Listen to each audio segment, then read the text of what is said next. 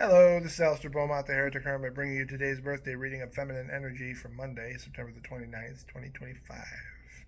The birthday reading consists of 5 cards laid out in order, starting with where you are at, leading to where you are going, followed by what stands in your way, how to get through it, and your always positive birthday gift of the card of the day, just in case the reading leaves you feeling uncomfortable. This one is going to leave you feeling uncomfortable. Nothing I can do about that.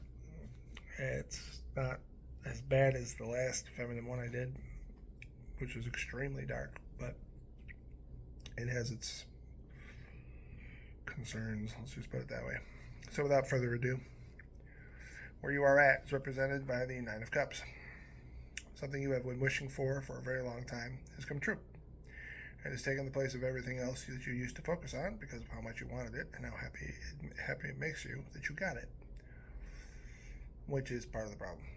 You shouldn't be letting it completely overwhelm you, but you can't help it because this is something you've been hoping for forever. And now that you actually have it, you want to roll around in it. It's like winning a whole bunch of money and then deciding you want to take a swim in it, throw it on the bread and just swim around in it because you're so overjoyed with good fortune because of how much bad fortune you've had in the past. Where you are going is represented by the reversed Ace of Pentacles. I'm sorry about that. An opportunity that seemed positive before the granting of your wish is in danger of passing you by as a result of it. You have to choose between the two, and considering the nature of what has happened, you will let this opportunity pass in favor of what you were granted. And I don't think it's a bad thing, especially with the entire nature of the reading. I don't think it's bad that you let it go by, but I know you are going to drive yourself crazy about it once it's gone because you're going to wonder whether or not you should have taken it, whether you shouldn't have taken it. The problem is, in order to take this opportunity, it means you have to let go of what you got, and I just don't see how that's possible. What you need to do, therefore, is to stop beating yourself up about it, because things happen for a reason. Everything happens for a reason. I know nobody wants to believe that, but it's the only mantra I have to go do what I'm doing, and I believe in it firmly. That if there's a reason why you had the opportunity, there's a reason why you're going to miss it, and there's a reason why you had your wish granted when you did. So stop. Don't destroy yourself, and don't overanalyze yourself over what it is that's going to happen, because that's your nature, and that's what you're going to automatically do. But just, I'm telling you, try your hardest not to, because it's not your fault. Especially based on just how little fortune you've had in your life. Of course, when you have something this great, you're going to do everything. You're going to go crazy because what the hell? I mean, myself. I mean, if I win tomorrow, I win somehow $100,000. I'm going to go crazy. I'll screw up my whole plans and throw up my whole thing. I'll be happy to have it, but at the same time, I'm going to fucking be bouncing off the walls because I don't know what to do with something so fortunate. What stands in your way? The reverse Two of Cups. You fear there is a danger here of losing someone you have just gotten close to. A relationship in its infancy that might not continue based on the choices you're currently making. Get the same feeling of fear, though. I think that has more to do with fear than it has to do with... It's because you just never had this kind of fortune, and the fact you have it, it's screwing up your whole... It's a weird downside.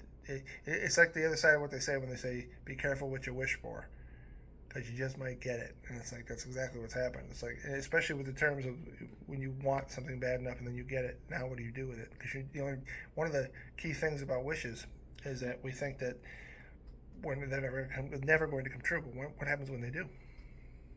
You're not prepared to handle it because you're not used to it. So then what do you do when it does come in? It's kind of overwhelming, isn't it? How to get through it? The reversed Seven of Swords.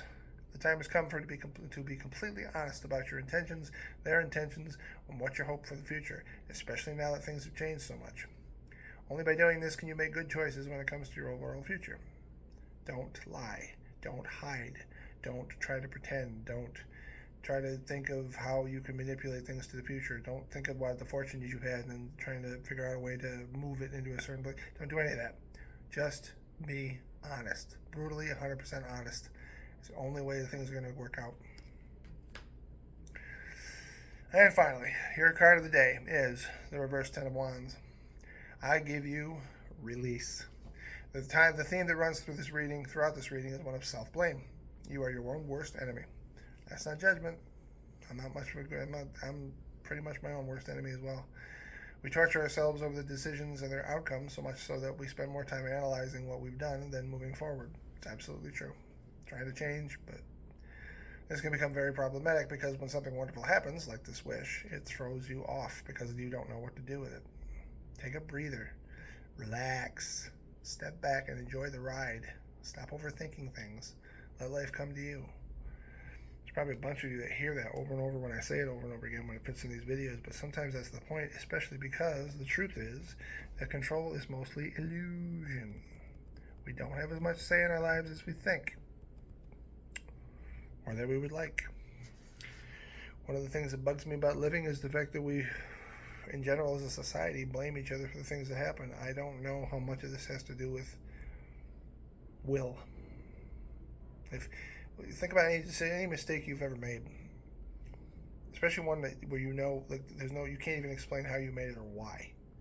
Because everybody has at least one mistake where they're just not sure why they made it. We don't know why we make it. Why did you make it? So,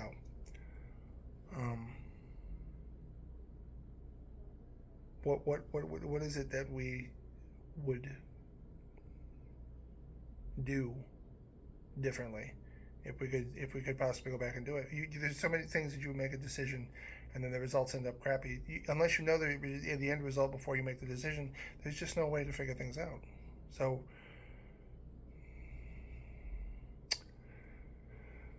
if you'd like a pop culture reference for this, I would use The Matrix. Morpheus, played excellently by Lawrence Fishburne, asks Neo, played of course by the wonderful Keanu Reeves, if he believed in fate. Neo says he doesn't because he doesn't like the idea that he's not in control of his life. But everything that follows pretty much proves he has no control whatsoever. From the disconnect from the Matrix to the real world, to the visit to the Oracle, to the conflicts that follow into the sequels, nothing he does is about control at all.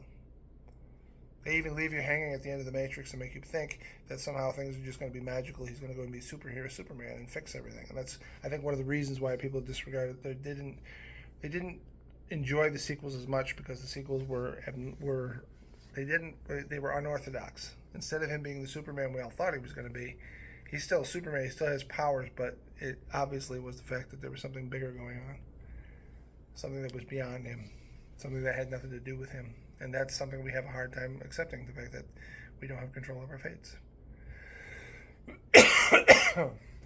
When you think about movies in general, sometimes things work out for the characters, but it almost never works out the way they think it or want. And the transition of them from one state into the next is what it's all about. Movies are about death. It's in the meaning that death is change. We're either open to it or we fight it. Being open to it is better. I wish you nothing but the best. Happy birthday. Thank you very much for watching this video. Please like and subscribe so you never miss a new one, even if it's not your birthday. Leave your comments below, but only if you can do so in a civil and respectful manner. Visit the official Heretic Hermit website through the link in this video's description, where you can order PDF readings sent to me, or sent to your email, or make an appointment with me for personal readings through texting, phone call, or video chat. Head on over and check it out. For all the roads I've traveled down in this mystery we call life, I have learned this, that questioning the world around you may separate you from others, but it is the only way you can find the truth in a world full of lies. We must keep each other honest to avoid the catastrophes caused by our nature. Always question everything. May the universe guide you to prosperity and happiness, and I will be seeing you. Go back, go.